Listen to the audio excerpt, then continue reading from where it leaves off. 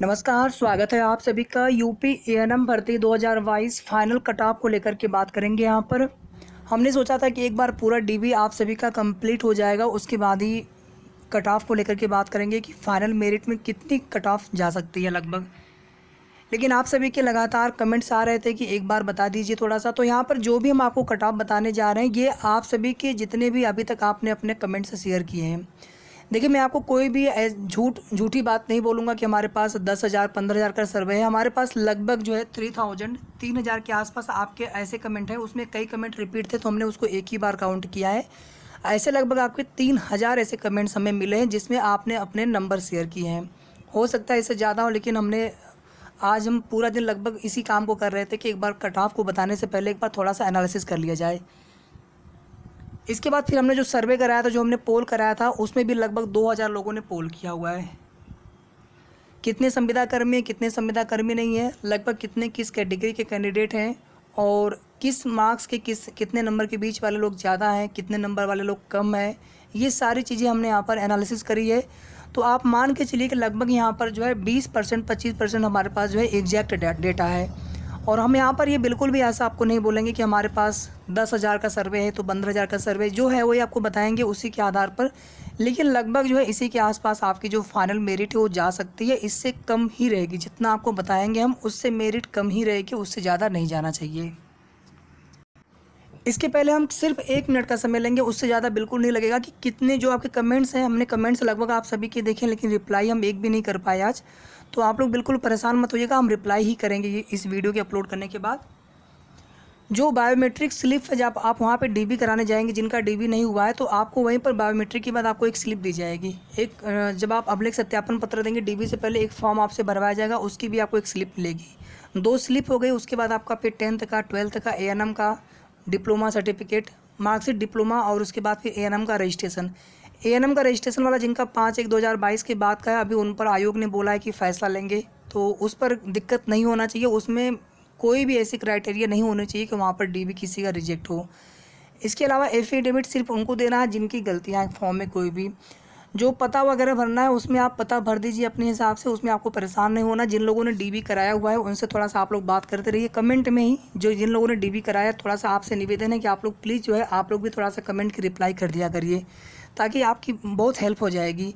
और जिन लोगों ने अभी तक स्व घोषणा पत्र डाउनलोड ना किया कोविड वाला, बहुत लोगों ने कोविड वाला स्व घोषणा पत्र ही नहीं दिया डीबी में। कोई भी आप डॉक्यूमेंट्स मत छोड़िए कि हम ये डॉक्यूमेंट्स नहीं दे पाया। ऐसे हमारे पास बहुत सारे कमेंट्स आए थे। हमने आपको सिर्फ इतना ही कहा था कि अभी जो आजकल 2 दिन का समय है, अब देखिए आयोग में ऑफिस खुला रहता है, लेकिन उसमें ये होता है ना, जैसे डॉक्यूमेंट्स आपके लेने होंगे कुछ, तो आप जा करके उसमें डायरेक्टली मिलना पड़ेगा, या फिर किसी के माध्यम से जो लखनऊ के आसपास के हों, किसी के माध्यम से संपर्क करके वहाँ पर जाकर बात करनी पड़ती है। ये सब चीज़ें होती हैं। और लापरवाही हमारी, छोटी सी लापरवाही हमारी बाद में हमें भारी न पड़े।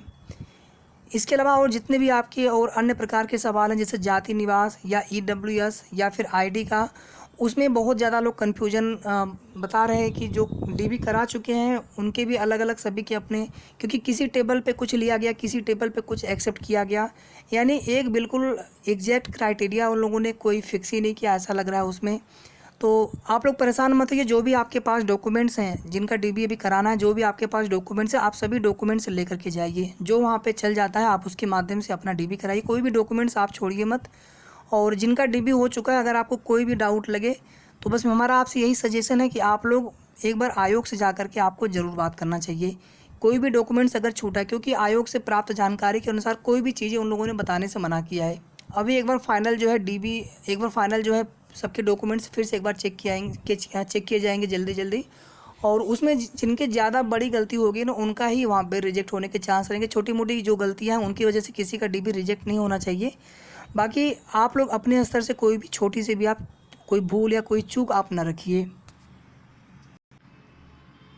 चलिए, इसके बाद सबसे पहले हम यहाँ पर देखेंगे जनरल का, ओबीसी का final cut off, final merit कितनी जा सकती है।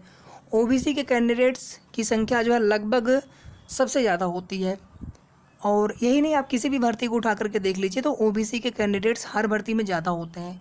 तो जो भी ओबीसी के कैंडिडेट्स जनरल की क्राइटेरिया फुलफ़िल करेंगे और मेरिट में आएंगे, या किसी भी रिजर्व कैटेगरी के कैंडिडेट जो क्राइटेरिया फुल करेंगे पीएच वाले तो जनरल में ही आप फाइट करेंगे, या फिर अगर आप पीएच के अलावा ओबीसी होंगे तो आपको ओबीसी का फ़ायदा मिलेगा, एससी होंगे तो एससी का फ़ायदा मिलेगा, क्योंकि पीएच की अपनी कोई सीट नहीं, तो पीएच के आधार पर कोई रिजर्वेशन नहीं मिलेगा।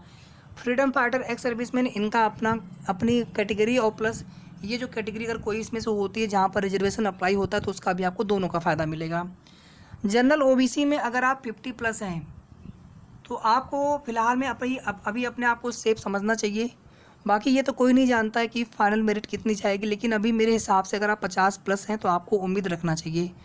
50 के अगर नीचे आप हैं तो आपको निराश नहीं होना है। ऐसा नहीं कि हमने यहाँ पर 50+ बोल दिया तो 50 से नीचे हमारा है 40 है या 42 है, 45 है, 48 है, 49 है, तो हम ये मान लें कि हमारा नहीं होना है। ये बिल्कुल हमने अपर एक एक्सट्रीम लिमिट बता दी है, इसके ऊपर मेरिट नहीं जाना चाहिए, इसके नीचे मेरिट जितना कम हो जाए। ओबीसी में भी आप बिल्कुल इतना ही मान के चलिए, लगभग जो है जनरल के बराबर। एससी कैटेगरी में अगर आप हैं, अगर आप 40 या 40 से अगर आप ऊपर हैं तो लगभग आपका सिलेक्शन जो है तय है, आपका हो जाना चाहिए। 40 से अगर आप नीचे हैं आपको निराश नहीं होना। ये मैं बिल्कुल अपर लिमिट बता रहा हूँ, यानी इससे ऊपर मेरिट नहीं जाना चाहिए, बल्कि इसके मेरिट नीचे ही आने के चांस रहेंगे। बहुत सारे ऐसे कैंडिडेट्स हैं जैसे अपीयरिंग वाले हैं या फिर जीएनएम का भी वो लोग एक्सेप्ट नहीं कर रहे हैं, तो ऐसे भी संख्या बहुत ज़्यादा है। और जो ज़्यादा क्राउड, ज़्यादा भीड़ है वो आपका 45 यानी 40 से लेकर के 45, 50, 55 तक है। और फिर 55 से ऊपर आप जाएंगे 60, 65, 70, इनकी संख्या बहुत कम है। और 40 से नीचे भी जो संख्या है वो लगभग कम है, जितनी भीड़ ज़्यादा यहाँ पर है 40 से 55 के बीच में। तो इसलिए जिन कैटेगरी में कैंडिडेट से ज़्यादा है आपकी मेरिट 50 के आसपास या फिर उसके प्लस माइनस थोड़ा सा होने के चांस है। एसटी कैटेगरी में और फ्रीडम फाइटर और एक्स सर्विसमैन है, तो अभी आप लोग उम्मीद रखिए। अच्छा, एक चीज़ यहाँ पर देखिए, जो कैटेगरी वाइज कितनी सीटें हैं थोड़ा सा उस पर भी डिपेंड करेगा। ओबीसी कैटेगरी में सीटें कम है जबकि ओबीसी के कैंडिडेट्स ज़्यादा होते हैं, लेकिन जनरल की क्राइटेरिया फुलफिल करने की वजह से जनरल की सीटों पर आप लोग ओवरलैप करेंगे। इस वजह से हमने आपको जो मेरिट है, जो कट ऑफ है ओबीसी का, लगभग जो है जनरल के बराबर ही जाना चाहिए। एसटी में फ्रीडम फाइटर और एक्स सर्विसमैन में आप मान के चलिए कि लगभग जो है आप सभी का सिलेक्शन हो सकता है। बहुत कम ही लोग ऐसे होंगे जो इसमें बच सकते हैं। ईडब्ल्यूएस कैटेगरी में भी लगभग आप मान के चलिए कि अगर आप 40 के अगर आप आसपास हैं या 40 से ज़्यादा अगर आपके नंबर हैं तो आपका लगभग सिलेक्शन तय है। 40 से नीचे तो भी आपको निराश नहीं होना है। पीएच कैटेगरी में आप देख लीजिएगा कि आप इसके अलावा दूसरी आपकी कैटेगरी कौन सी है।